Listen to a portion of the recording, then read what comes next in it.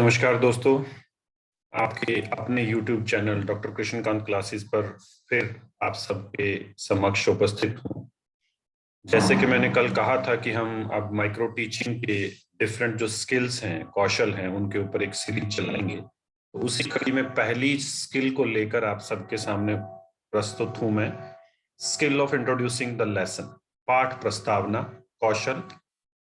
और इस पाठ को प्रारंभ करने से पहले मैं आप सभी का आभार प्रकट करना चाहूंगा, धन्यवाद करना चाहूंगा कि आपने कल माइक्रो टीचिंग के लेसन पे जिस तरह के अपने कमेंट्स दिए हैं और जिस तरह से आपने लाइक किए हैं, उससे आपने मेरे को सहज कर दिया और उससे मेरे को अतिरिक्त ऊर्जा मिली है। मैं और ज्यादा बेहतर तरीके से आपके लिए कुछ वीडियोस बनाने की कोशिश करूं। तो प्रारंभ करते हैं। Teaching points. सबसे पहले हम पढ़ेंगे अबाउट या meaning of skill of introducing the skill. ये स्किल है क्या। उसके बाद पढ़ेंगे ऑब्जेक्टिव्स ऑफ द स्किल, कि ये जो स्किल है इसके उद्देश्य क्या है। फिर हम पढ़ेंगे कंपोनेंट्स ऑफ द स्किल। इस स्किल के, इस कौशल के घटक कौन कौन से हैं, जिसको अपन टीचिंग बिहेवियर भी कह सकते हैं। उसके बाद हम पढ़ेंगे कि रेटिंग स्किल कैसे तैयार करनी है इस स्किल के लिए। और लास्ट में एक मॉडल लेसन प्लान मैंने तैयार किया है, जिसकी सहायता से हमें यह भी पता लगेगा कि पाठ योजना का निर्माण कैसे करना है। और इससे पहले आपसे एक गुजारिश, अगर आपको मेरे वीडियोस अच्छे लगते हैं तो कृपया मेरे चैनल को लाइक करें, शेयर करें, सब्सक्राइब करें, ताकि ज्यादा से ज्यादा लोगों को इसका फायदा मिल सके। प्रारंभ करते हैं। About the skill. The skill of introduction of lesson is considered as crucial to begin the teaching learning process in effective way. अगर हमें प्रभावी तरीके से जो अध्ययन अध्यापन की प्रक्रिया है उसको प्रारंभ करना है, तो ये जो कौशल है, पाठ प्रस्तावना कौशल, ये बहुत अनिवार्य बन जाता है। In this way students will realize the need of studying the lesson. इस कौशल की सहायता से जो विद्यार्थी हैं जिनको हमने पढ़ाना है, वो ये जान पाते हैं कि हम ये पाठ क्यों पढ़ रहे हैं। अगर आपने प्रभावी तरीके से इंट्रोड्यूस किया लेसन को, तो बच्चों की जो क्रियोसिटी है, जो सीखने के लिए उनकी विलिंगनेस है, जो सीखने के लिए उनकी अटेंटिवनेस है, जो तत्परता है, वो बढ़ जाती है। Similarly, it would be easy for a teacher in establishing rapport with student before commencement of lesson. और साथ ही साथ इसको ये भी कहा जा सकता है कि पाठ को प्रारंभ करने से पहले जो अध्यापक और बच्चों के बीच में रैपट है, जो संवाद है, जो तारतम्य है, वो ज्यादा बेहतर बन जाता है इस स्किल की सहायता से। The micro teaching skill of introduction is also known as skill of set induction. इस कौशल को स्किल ऑफ सेट इंडक्शन के नाम से भी जाना जाता है। It is related to the beginning of class teaching. ये किससे जुड़ी होती है? क्लास के बिल्कुल पहले पहल वाला जो पड़ाव है, जिसमें हम कक्षा का प्रारंभ करते हैं, उससे ये जुड़ी हुई। तो well beginning is half done, जैसे एक कहावत है। अच्छा अगर प्रारंभ हो गया तो आपका जो कार्य है वो आधा पूरा हो जाता है। वही चीज इसके अंतर्गत आती है कि अगर आपने इस स्किल की जो व्यवहार है उनको अच्छे से आत्मसात कर लिया, सीख लिया, जान लिया, तो आपकी कक्षा प्रभावी जाए ही जाएगी। If the beginning of class teaching is effective, then the outcomes of the teaching learning process can be estimated very clearly. यहां पर ये कहना चाहते हैं कि अगर आपकी कक्षा की जो प्रारंभ है, शुरुआत है, वो अगर अच्छी हुई है, प्रभावी हुई है, तो उसके जो आउटकम है, जो उसके फल प्राप्त होने हैं बच्चों को, जो अधिगम हमने करवाना है उनको, वो और ज्यादा बेहतर तरीके से हो पाएगा। वो स्पष्ट नजर हमें आता है। In this skill, the teacher is very active and creative. The teacher has to grab the student's attention in the learning teaching process. इस स्किल के अंदर जो अध्यापक होता है, जो वो कक्षा में पढ़ा रहा है, वो बहुत ज्यादा एक्टिव होता है, तत्पर होता है, और सृजनशीलता उसकी ज्यादा होती है। वो सृजनात्मक तरीके से सोचता है। और वो ऐसा क्यों करता है? ताकि वो बच्चों का जो अटेंशन स्पैन है, जो उनकी अवधान की जो स्तर है अवधान का, उनको अटेंटिव बनाने के लिए जो प्रक्रिया वो कर रहा है, वो खींच लेना चाहता है, बच्चों को अपने से जोड़ लेना चाहता है, बच्चों को अपने तक खींच लाना चाहता है। इसके लिए वो क्या करता है, he she creates such an environment that they can start the lesson very effectively. इसके लिए वो एक ऐसा वातावरण तैयार करता है जिससे वो अपना जो पाठ है उसको प्रभावी तरीके से प्रारंभ कर पाए। For set induction, teachers ask a set of questions to student related to their previous knowledge in order to come with the teaching topic. और इसके लिए वो क्या करता है, कुछ प्रश्न पूछता है बच्चों से, उनसे कुछ प्रश्नों का निर्माण करता है। और वो प्रश्न बनते कहां से हैं, देयर प्रीवियस नॉलेज, उनकी पीछे की जो ज्ञान है उनके पीछे का, वो पहले दिन की कक्षा का हो सकता है, वो पिछली कक्षा का हो सकता है, वो उनके घर के सामाजिक वातावरण से संबंधित हो सकता है। उससे वो प्रश्न पूछता है और वो प्रश्न किससे जुड़े होते हैं, जो टॉपिक आज उसने पढ़ाना है उससे संबंधित। Questions are designed in such a way that the maximum number of students can respond to them. और प्रश्नों का निर्माण इस तरीके से किया जाता है या इस तरीके से किया जाना चाहिए जिससे कि ज्यादातर बच्चे जो हैं वो अपनी प्रतिक्रिया दे पाएं। मतलब लगभग जो बच्चे हैं, आपको डिसाइड जानना पड़ेगा कि बच्चों की एवरेज एज क्या है, उनका मेंटल लेवल क्या है, उनके अनुभव परिधि क्या है, और उस अनुभव परिधि में मैं किस प्रकार के प्रश्न जो है वो पूछ सकता हूं। तभी हम ज्यादातर बच्चों से उनके जो प्रतिक्रियाएं हैं वो प्राप्त कर सकते हैं। This makes student active in class and their interest can be seen by the beginning of the class. इससे क्या होगा, बच्चे कक्षा के अंदर सक्रिय रहेंगे और रुचि लेंगे, और उससे जो हमारी कक्षा के अंदर जो अंत्यक्रिया है, जो पढ़ने पढ़ाने की प्रक्रिया है या जो नॉलेज को ट्रांसफर करना है, वो ज्यादा बेहतर तरीके से हो पाएगा। Teachers use lot of tricks and tactics for starting the lesson in the class. अध्यापक जो है कक्षा में पाठ को प्रारंभ करने के लिए बहुत सारे जो तकनीक हैं, तरीके हैं, या जो उनके पास टैक्टिक्स हैं, उनको अपनाने की कोशिश करते हैं। अब बात करते हैं कंपोनेंट क्या क्या है इसके। पहले बात करते हैं कंपोनेंट होता क्या है। इसको मैंने मेरे तरीके से कुछ भाषाई एक अर्थ में बांधने की कोशिश की है। The skill component is the teaching behaviour that is required in a particular skill from the trainee teachers. ये कहता है कि जो कंपोनेंट होता है, स्किल का घटक होता है किसी भी कौशल का, वो शिक्षण व्यवहार है। और वो व्यवहार है जो प्रशिक्षु अध्यापक है, आपकी तरह छात्राध्यापक छात्राध्यापिकाएं हैं, उनको उस स्किल को गेन करने के लिए, सीखने के लिए उसको अर्जित करना है, उसको पा लेना है। वो लक्ष्य है हमारा उस स्किल के अंदर कि मैंने इस स्किल को करवाते वक्त ये चीज अपने व्यवहार के अंदर उतार लेनी है।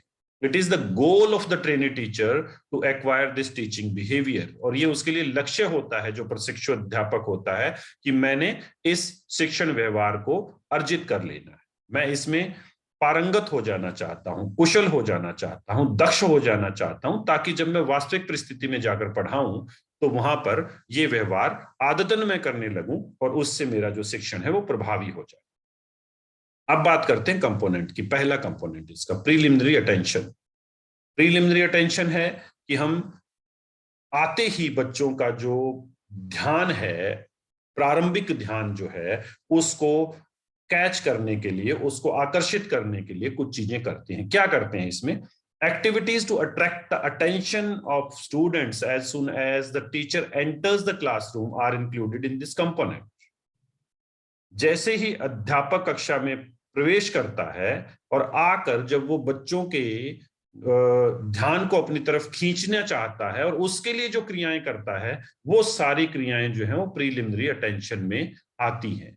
उसमें क्या क्या हो सकता है, जैसे हम क्लास में जाते हैं, गुड मॉर्निंग स्टूडेंट्स, कैसे हैं आप, क्या पढ़ा आपने, किस चीज की क्लास थी। ये जो सामान्य संवाद के दो तीन जो डायलॉग हैं, दो तीन जो हमारे वाक्य हैं या क्रियाएं हैं, वो इसके अंतर्गत आती है। जैसे इसमें good morning students, how are you, what we are reading in last class और लास्ट डे एटसेट्रा, ऐसा कुछ पूछा जा सकता है, ताकि बच्चा जो है वो पहले एक अध्यापक क्लास लगा कर गया है किसी विषय की, अब आप पढ़ाने आ रहे हैं भाषा, पहले वो मैथ पढ़ रहा था, मैथ से हिंदी तक या इंग्लिश तक या पंजाबी तक या संस्कृत तक लाने के लिए उसको आपको कुछ न कुछ संवाद उसके साथ करना पड़ेगा ताकि वो आपसे जुड़ सके। तो वो जो पहला कंपोनेंट है वो प्रीलिमिनरी अटेंशन।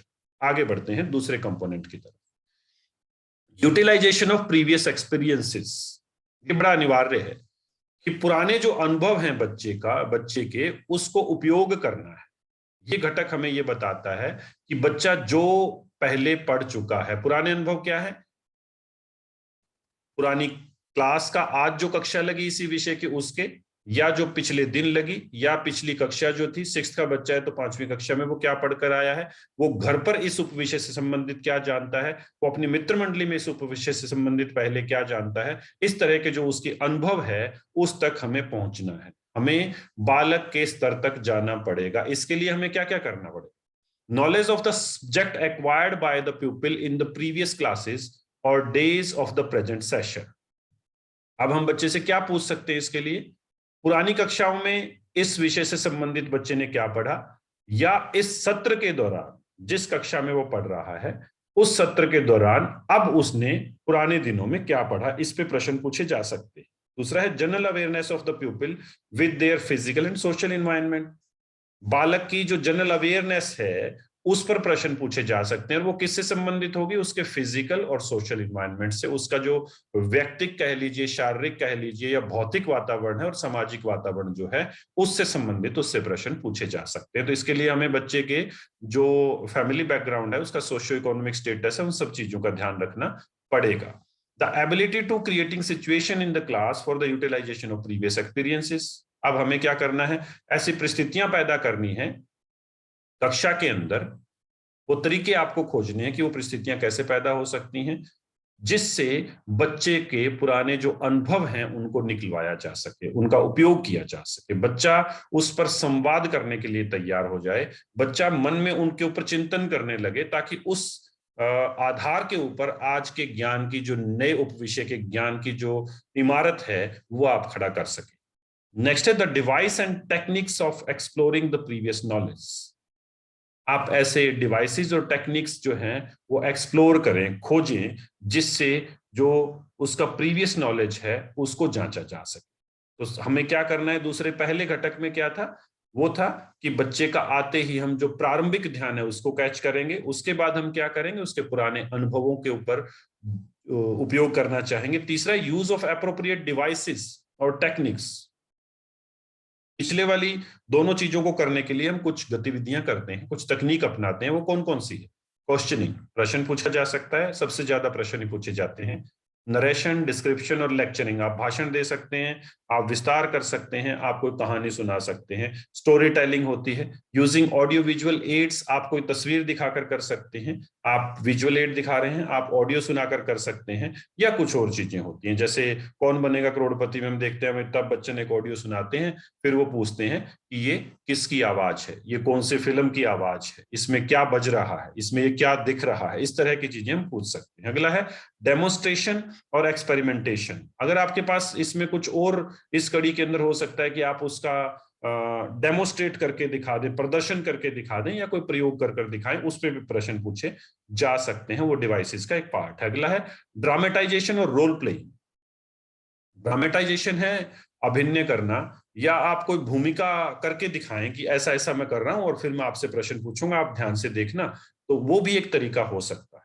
विजिट्स और एक्सकर्शंस, आप भ्रमण पर लेकर जा सकते हैं बच्चों को, उसके द्वारा प्रश्न पूछे जा सकते हैं। और यूज ऑफ एग्जाम्पल्स, आप उदाहरण देकर भी कर सकते हैं। तो ये कुछ तरीके हैं जिससे हम अप्रोप्रिएट डिवाइस या टेक्निक्स जो हैं इनके रूप में हम इनको उपयोग में ला सकते हैं। अगला है मेंटेनेंस ऑफ कंटिन्यूटी, निरंतरता को बनाए रखना।